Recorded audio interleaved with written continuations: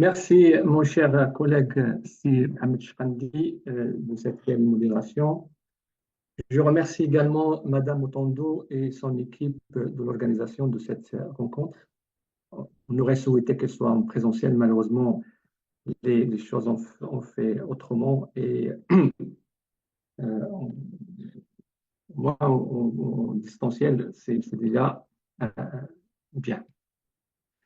Euh, Mon intervention s'intitule La transformation numérique ou la place de l'Afrique dans cette nouvelle révolution technologique. Je dis nouvelle révolution technologique parce que le sujet a été débattu, bien sûr, depuis les années 2000 jusqu'à aujourd'hui, mais à chaque fois, le concept qui change et les enjeux et les défis également qui changent. Euh, et aujourd'hui, l'accélération de la transformation numérique, nous l'avons constaté, elle suscite de vives discussions parmi les chercheurs, notamment les économistes, les décideurs politiques. Aujourd'hui, on ne parle que de la digitalisation de l'administration, digitalisation de l'économie, hein, à travers la numérisation du commerce et autres, et parmi aussi les grands chefs d'entreprise, hein, quant à ses avantages pour l'économie mondiale en général et l'économie africaine en particulier. C'est ça mon angle d'attaque. Si nous regardons un peu les courants, les fondements théoriques de ces changements numériques, nous trouvons deux courants de pensée. D'un côté, les partisans, et là je fais référence à Simoglo et Johnson dans leurs travaux bien sûr, 2023, ils présentent la transformation numérique ou la digitalisation comme étant un véritable levier de gain de productivité et de compétitivité à l'échelle mondiale. Bien sûr, à travers bien sûr la stimulation de la croissance économique et la prospérité, par le biais d'une meilleure valorisation et exploitation des ressources, facilitation du commerce et une ouverture sur de nouvelles opportunités d'innovation et de développement. Ça, c'est le premier courant. Deuxième courant qui, bien sûr, défend ou considère la transformation, la digitalisation comme étant un mécanisme ou un perturbateur de mécanisme de création d'emplois et de certaines inégalités. Hein, des inégalités, bien évidemment, socio-économiques, et touchent parfois à la souveraineté des États. Il considère que la digitalisation des tâches routinières suscite bien sûr des craintes de déplacement d'emploi et d'aggravation des inégalités de revenus. Et là, je fais référence à l'étude qui a été faite par l'OCDE en 2023, qui souligne 27% des emplois se situent dans des professions à haut risque de digitalisation. Et ce résultat, bien évidemment, a été conforté ou confirmé par plusieurs auteurs. Là, je cite auteur Levy, Monan en 2003, qui ont parlé bien sûr des inégalités de revenus. Un autre chercheur c'est le fondateur en fait d'Acer, qui s'appelle Stan Shi, et qui a bien sûr mis en place la courbe de sourire. Et comme son nom l'indique, le beau sourire, c'est une courbe convexe qui se compose bien sûr, et elle est utilisée pour la première fois en 1992, qui permet de positionner les gagnants et les perdants sur une chaîne de production. Il souligne l'existence de trois étapes de production. Donc, la première étape, appelée immatérielle pré-production, qui se compose bien sûr de la recherche, le développement, la conception, la logistique et autres, qui génèrent une valeur ajoutée dans le processus de production. La deuxième étape s'appelle activité matérielle de production, qui nécessite une main-d'œuvre non qualifiée et qui se concentre sur la fabrication des produits à la tâche.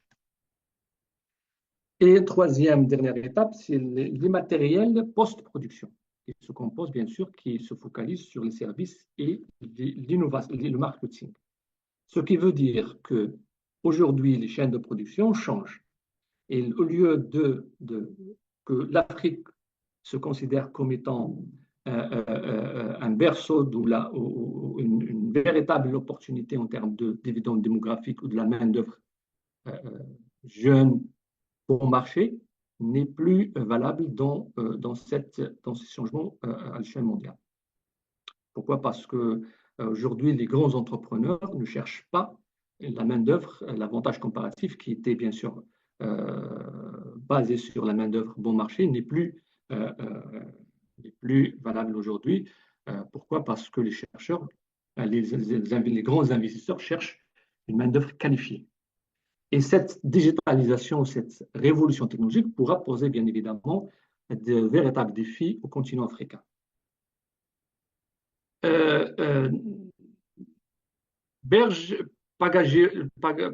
Papa Giorgio et Vaziri, dans leur travail de 2023, considèrent que les avancées technologiques favorisent souvent les travailleurs qualifiés au détriment des travailleurs non qualifiés. Et ça pourra bien sûr, donc, ça pourra créer des inégalités de revenus et des inégalités économiques dans le continent africain. C'est d'où ces constats, j'ai essayé de construire mon intervention. Donc, il y a deux courants de pensée, à savoir un courant qui milite pour la digitalisation et le renforcement de la révolution technologique avec ses bienfaits sur l'économie, sur également la compétitivité et la productivité des économies mondiales et africaines en particulier, parce qu'ils se dotent des ressources naturelles, humaines et autres. Il y a un autre courant qui, bien sûr, qui alarme sur cette avancée technologique, ou alerte sur cette technologique parce qu'elle va créer des inégalités en termes d'emploi et va créer aussi une réallocation des facteurs de production, des secteurs, bien sûr, moins dégageant, générant des valeurs ajoutées, vers des secteurs qui nécessitent des investissements massifs dans la recherche et le développement. Et ça pose un véritable problème pour l'Afrique parce que si on regarde un peu au niveau de financement, au niveau de compétences, nous allons en parler.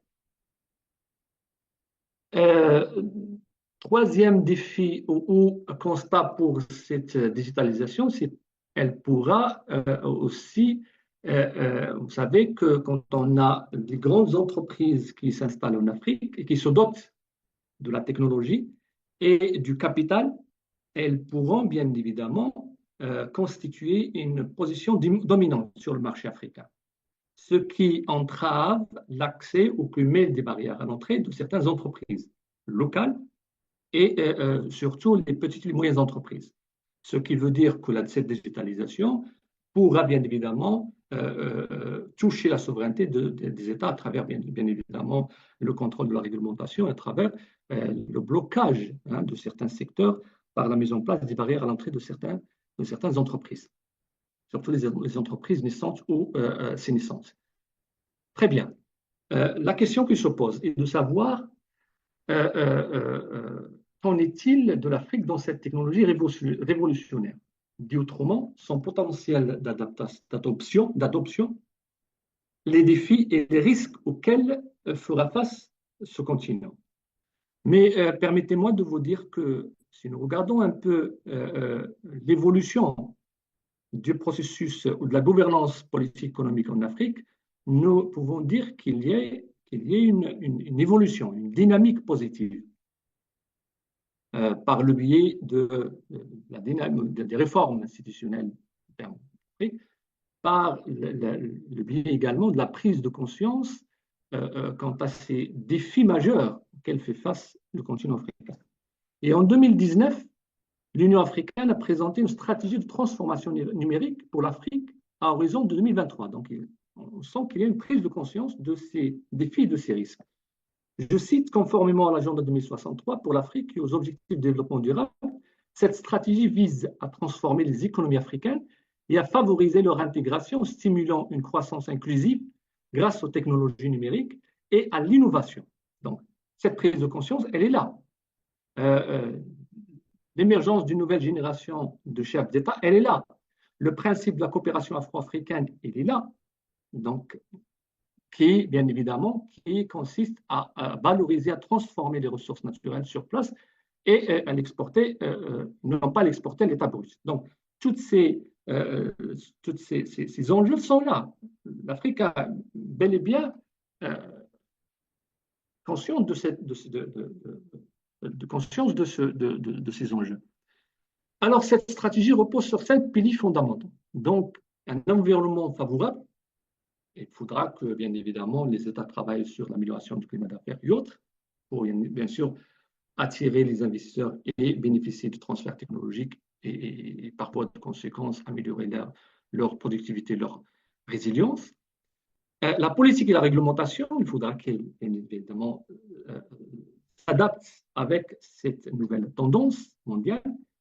L'infrastructure numérique ne peut pas, bien sûr, s'adapter avec la nouvelle révolution, l'intelligence artificielle, sans avoir d'une infrastructure numérique solide pour pouvoir, bien évidemment, tirer bénéfice de cette nouvelle donne mondiale.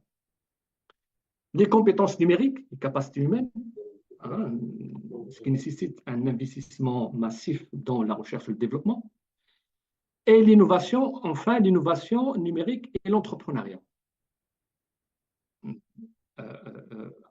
Encourager, promouvoir les startups pour, bien évidemment, s'intégrer dans cette nouvelle donne mondiale. Alors, qu'en est-il sur le plan du classement, hein? Nous avons parlé, bien évidemment, des enjeux et défis auxquels fait face le continent africain dans le cadre de la transformation numérique.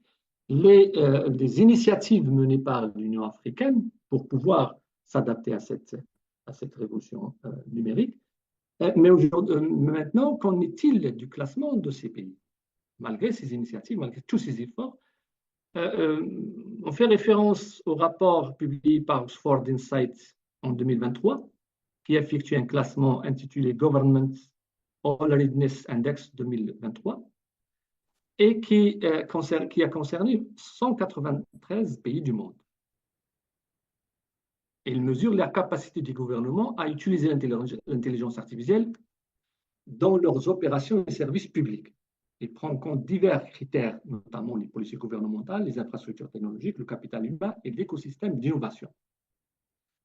La classification de ces pays, bien sûr, il est basé bien sûr sur des scores de différents pays sur une échelle de 0 à 100. Au 100 indique une préparation maximale pour intégrer l'intelligence artificielle au niveau gouvernemental.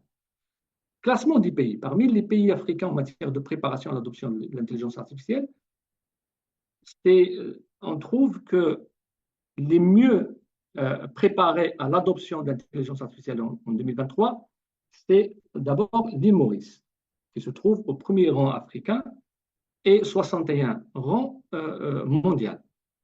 Deuxième pays, c'est l'Égypte, 62 à l'échelle mondiale, deuxième à l'échelle africaine.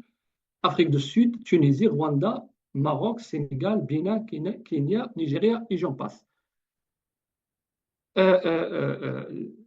Ces pays ont investi, certes, dans des politiques gouvernementales progressistes, favorisant ainsi l'essor des startups et des entreprises axées sur l'intelligence artificielle. Donc, il y a des efforts énormes qui ont été menés par certains pays, notamment, je viens de le dire, l'île Maurice, mais nous remarquons, à partir de ce classement, qu'il y ait une disparité entre les régions de l'Afrique et aussi entre les pays, même au niveau de chaque pays, entre les régions de chaque pays et au milieu rural urbain, parce que ce classement nous permet de déceler certaines disparités qui persistent au sein du continent, même au niveau, comme je viens de le dire, national et entre le milieu rural et urbain.